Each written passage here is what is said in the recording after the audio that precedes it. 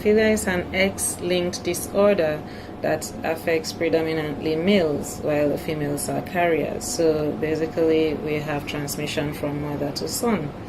And the patients that present with hemophilia, their clinical presentation would vary depending on the severity of the disease. So we classify them as being mild, moderate, or severe depending on the activity level of the deficient factors. So the hemophiliacs are deficient in clotting factors, factor 8 or factor 9. So the persons who are deficient in factor 8 are called hemophilia A, and the ones deficient in factor 9 are hemophilia B. So basically, these are factors that are needed to help blood clot in the event of an injury. So each person has an injury and the blood clots after a while. So to achieve that clot, there are different factors involved in the clotting process.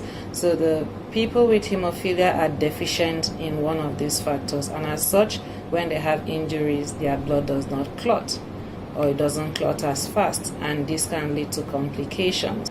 The majority of our patients, or our patient population here at the University Hospital, are patients that have severe hemophilia. These are the ones that develop spontaneous bleeding into their joints or into their muscles.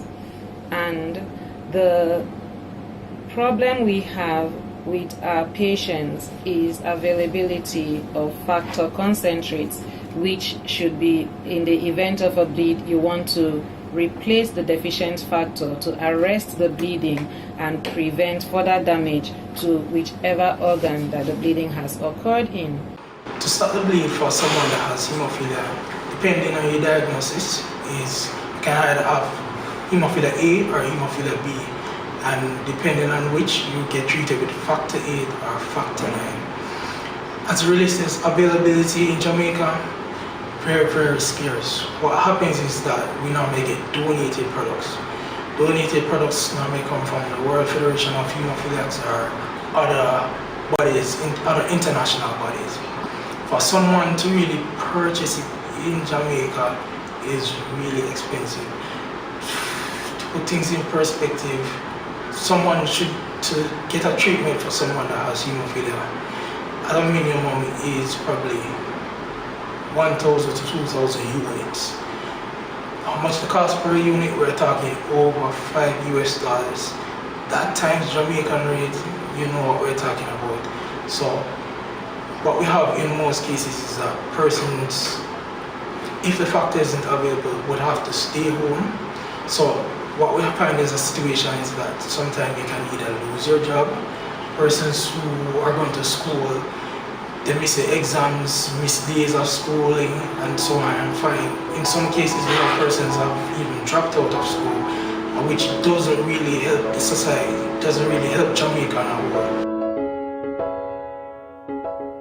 Living with hemophilia growing up, it's a difficult one. Growing up as a youth with hemophilia, going to school, I couldn't go to school as often as other person used to go to school. I remember going to school sometime 3 months out of 1 year going to school, because like me go this week, next week I have to drop out of school. Growing up with a hemophilia, it was difficult. There was 3 brothers of us. The bigger brother, it wasn't so bad on him, but me and my next brother that I follow, him pass off now because him went to Mandeville Hospital, and there are times, many a time we go to hospital, and because it's the giant bleeding and so forth, many of the doctor don't take this thing as serious as supposed to be, because them don't see the blood that is bleeding out.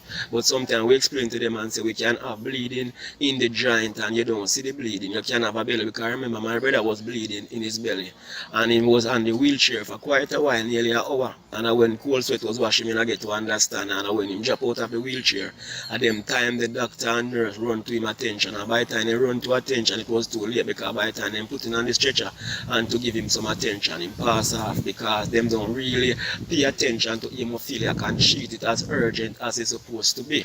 So growing up with hemophilia is really a difficult task. I remember working at KPH, I cannot keep a job because through his contract work, sometimes you work today and there are times tomorrow you're sick, so nobody keeping you. After that, I send out application over and over, and because when time them doing like an interview and so forth, I tell them that I hemophilia, I tell them the situation. Many of them not keeping us because the problem is them want people that are strong to do them work. Whereas with contract work, sometimes if it's the government you're working, them will overlook it and say alright, so and so. But doing contract work at that time, it was difficult because I worked over 10 years at KPH at that time, and then the sickness just get worse on me, so I couldn't work again. So from my work say 2012, I can't do much work again, going out and look job. Nobody is employing me because of my sickness and so forth. When he was born, he had bruising marks behind his ears and on his chest from his buttons, from his little onesies. And so I took him to the doctor, and the doctor said I should take him to UE. Took him to UE, and of course they suspected child abuse because he was very bruised, badly bruised. They called in the police, they did their investigations. Anyway, long and short, they found out he was a severe hemophiliac. In prep school, it was quite a challenge because nobody understood the severity of the condition, and persons would often think that I was making excuses for him until, they themselves had to interface with him, interact with him, to realize that something was really wrong. It has left him disabled from repeated bleeding in his knees and hips, but he has bled in every single joint possible. However, his target joints are now damaged, badly damaged, to the point where he now requires hip replacement. He's now in high school, and he is absent quite a lot. He goes to school on average maybe 50% of the days that he should attend school, and it puts him back significantly. So he's behind his peers academically, and it is leading to some amount of frustration with him. So of course, apart from the physical disability that you get from the condition, there are psychological aspects to it. He has had to get counseling for his condition because he wants to do things that his condition does not allow him to do. He wants to play basketball and football, he wants to do track and field, and these are things he cannot do, but his friends are doing it, and so it leaves him in a state of depression and a state of worthlessness. And so we have to be constantly reminding him that he is special and he is different from the others, but a human being deserving of everything else that other children are deserving of.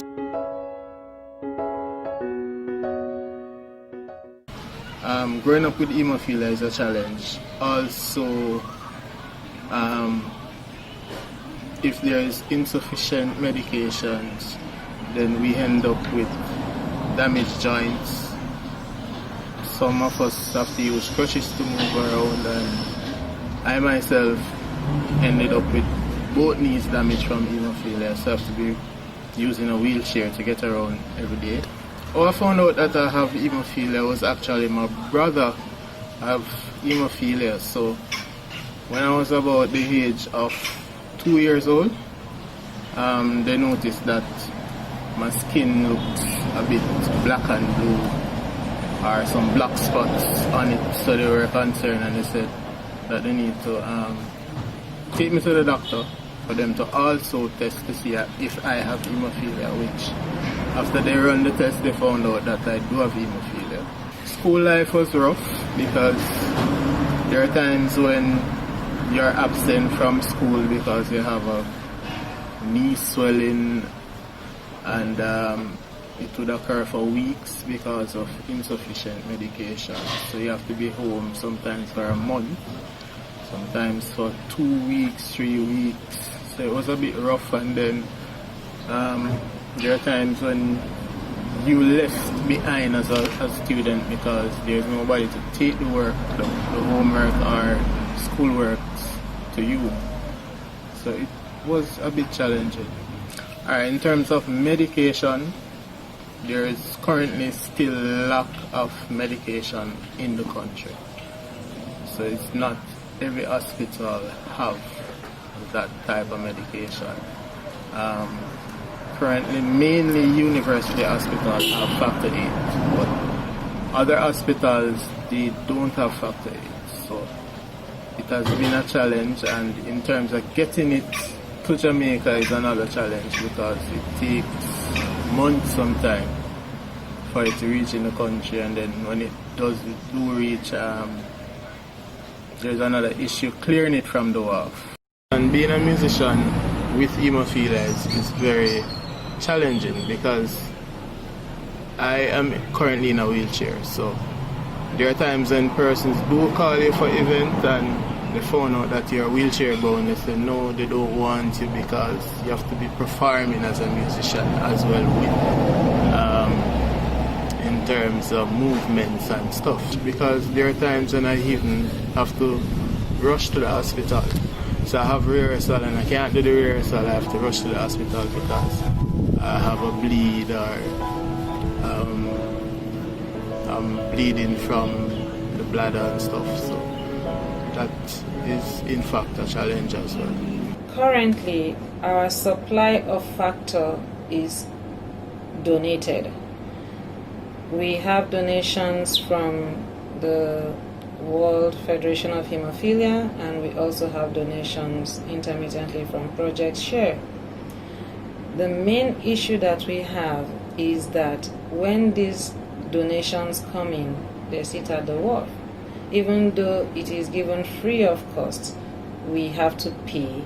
The hospital or the department has to pay to clear and have the factor available to patients. And we have a concern with the conditions of storage, because this is supposed to be maintained at a particular temperature. A cold chain is supposed to be maintained for to ensure the efficacy of the factor. So it would be useful to us, or it would be very good for us, if the government can step in there and help us as regards clearing the factor in a timely manner so that we can have it available to the patients, and if the fees can be waived, that would be wonderful. We, the Hemophilia Society of Jamaica, are really trying to get assistance from basically any of the stakeholders, whether it be from government, private persons, or anyone who would like to volunteer to help our cause. Really, sometimes it's really stressing, especially if he's bleeding and can't get the medication because it's very expensive. Sometimes I used to go to St. Anne's Hospital, but sometimes when you go there, you have no factor.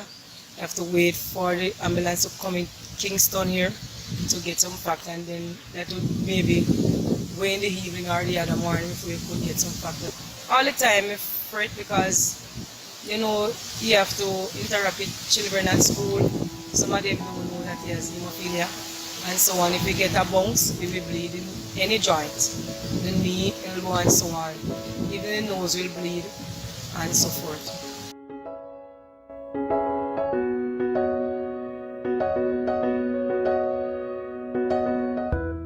When I actually realized or discovered that I have hemophilia is at a very young age, like in primary school.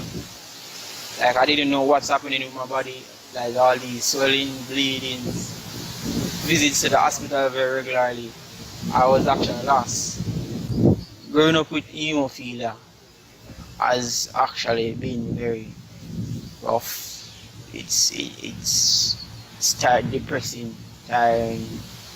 I woke up one morning when I was in the 8th grade. My left arm was seized, couldn't stretch out or anything. I went to the hospital, there was no factor 8 to help me. And after a while, I had it in a sling for a couple months, long months. Then my mother got curious, she got worried, so she took me back to the hospital. I got some factor, there is no changes.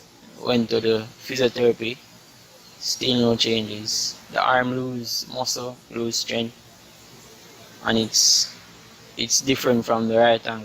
So like it stopped growing. So that's an experience of mine. And also with both knees, which are target joints, and my left ankle. when I was like in the primary school, factor 8 was very scarce. It was very limited. Couldn't really get enough. We would get something called the cryo precipitate, which was very, like, getting too much of that will cause a reaction to the body, and the body will refuse it. I had reactions from it, like itching, and I remember back in 2016, the university hospital didn't have any form of factor 8. My experience living with hemophilia is one where I suffered for periods of times where I was out of school, where not only did I miss subjects, I also faced lots of setbacks in regards to my educational development. However, we had to try to work across this level of disability that we would face at times when the deformity comes on, when the bleed has caused swelling. It causes difficulties in me becoming mobile. One of the things that I face that really affects me is where even entering into public transportation is a hassle, because there's not a level of facilitation for us. Persons cannot see us bleeding, so that they know that we are facing this, so we need some sort of accommodation. So one of the things that we face is even being mobile. It causes inflammation and it can even make the situation worse. For me, I faced death experiences where I was bleeding on the brain and I lost consciousness.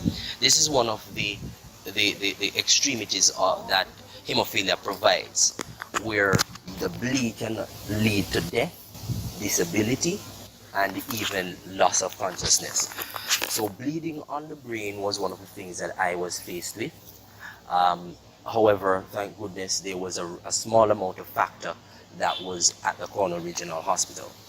And one of our cry is to get out more persons in the circle where we are, and notifying family members and friends, getting them more aware that this is what is happening, and also trying to get more factor into our hospitals.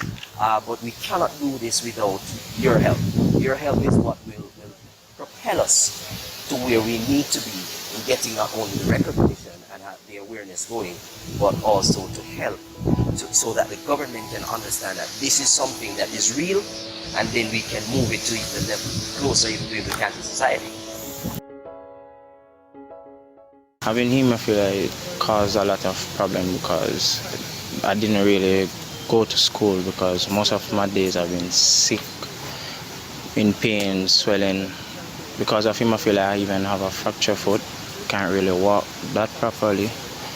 I didn't really enjoy my childhood because I spent most of my time in the hospital, and to be honest, some of the doctors doesn't really understand hemophilia, because they go to the hospital and they have it for hours, sitting down in pain, swelling, and you talk to them, try them to explain. Some of them doesn't really want to hear, not sure why. I went to the hospital with a little swelling, just a little bit below the knee, and the doctors didn't know what was wrong, so they stick me with a needle in it, trying to find pus.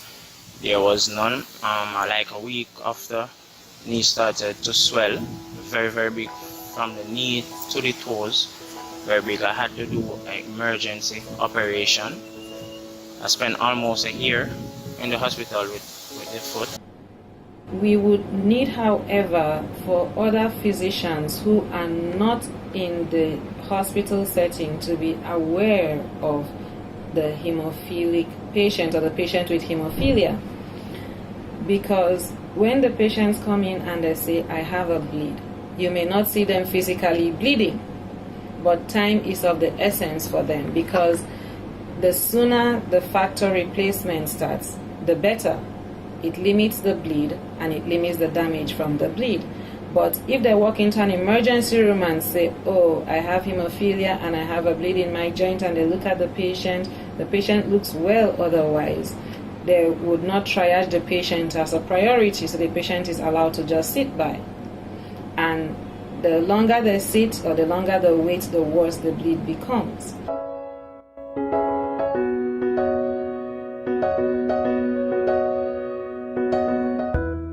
Growing up with hemophilia over the years has been difficult. Pretty much you have in and out of hospitals, going to all your schools at a time, sick pretty much for months, even days you're absent from school. So that does have an effect on you growing up, not being able to do what you see your peers doing at the time, playing cricket, any form of sporting activities. You have to really sit on the wayside and be a cheerleader. It has been challenging for me, and now as a father I have to be able to have medication on a timely fashion, because you have certain responsibilities, so you have to provide for your families, things like that, so you have bills to pay. So having the medication would be a great improvement. Sometimes we have some little minor bleeds, some beads that we can basically self-infuse the medication, so we like to have it that we can get access to it. Even when we can have some of it at home, it will be a lot easier, because the quicker you can stop a bleed, the better it is basically for us in terms of over the long term. But right now my knees are slowly going, because you may have minor bleeds and you're not be able to do medication, to get the medication, so you won't go into the hospital for a minor bleed, but yet still all the bleeds add up. A lot of times most of us feeling pain is just, we just need the factor right away to kind of ease that pain, then we can go in and do whatever. But out here, that liquid difficult, they want to admit you have it here for days, hours without getting medication, and every minute counts as it relates to our bleed. Every minute counts, and the more you, especially with an internal bleeding, the more you have bleeding inside, you're going to have some form of swelling there, or some form of abnormality there that will cause serious pains and serious challenges, and maybe prolong the duration for recuperation. I was diagnosed with hemophilia at the age of 1, and I'm currently 38 years of age. Now, hemophilia has really dictated most of my life, because I live in a third world country, there isn't much access to medication. As we know, with hemophilia, our blood does not clot easily because of the missing protein. So based on that, I had a lot of cases of internal bleeding where my ankles, knees, elbows, shoulders, and even my hip joints would have bleeds because of bleeding in those places, which can be very painful. And right at the stage that where I am now, I have major joint damage because of all of these bleeds. Now, treatment has been rough over the years due to lack of access to clotting factor. Now, it has been a very rough second half of my life, because there have been cases where I've been in the hospital for up to 2 going 3 months with really severe bleeds.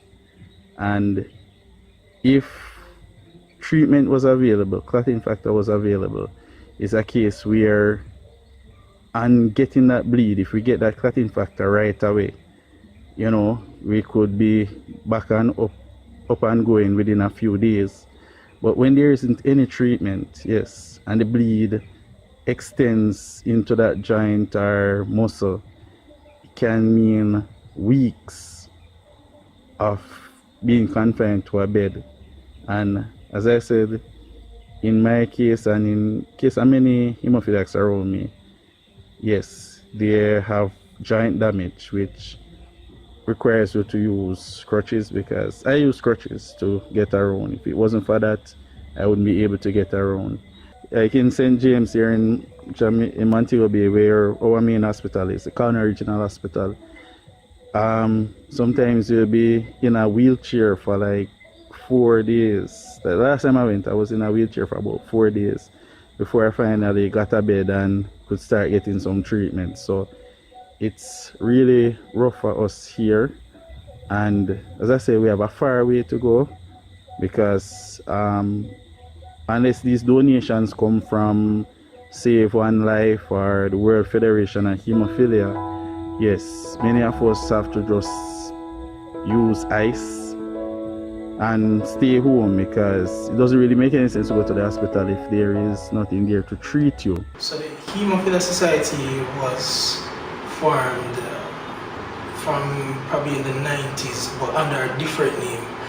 It has been recently registered with the Companies Office of Jamaica, I think in 2016. And this year, we're proud to say that we're registered with a charitable organization. So Hemophilia Society is now a charitable society. Right? We're located on the University Hospital at the West Indies Pathology Department, to be exact. We can be contacted through cell number 868-9318. Also email us at hemosociety@gmail.com. So the society is really asking or begging help from the government to basically help us to get the medication, to sponsor, to pay the medication. We're willing, if it's possible, we would love it if the government could pay for it entirely, but if not, provide other alternatives, if it's even to subsidize the cost of it, if it's even to levy the fees to get in it, because at times we find international donors who are willing to help, but because of the fees, the custom fees and other fees that we have to hurl over to get those in, we find that at times the medication, which is the next important thing, has to keep at a certain temperature. We find that that's not the case, because when it's a custom for an extended period of time, persons throw it here, there, and here, and the protein compound in the factor 8 that we really need really becomes useless after a while if we make it stay that long. So we really need one to get the product in, and as we say, if cannot be funded entirely with access a form of subsidized help.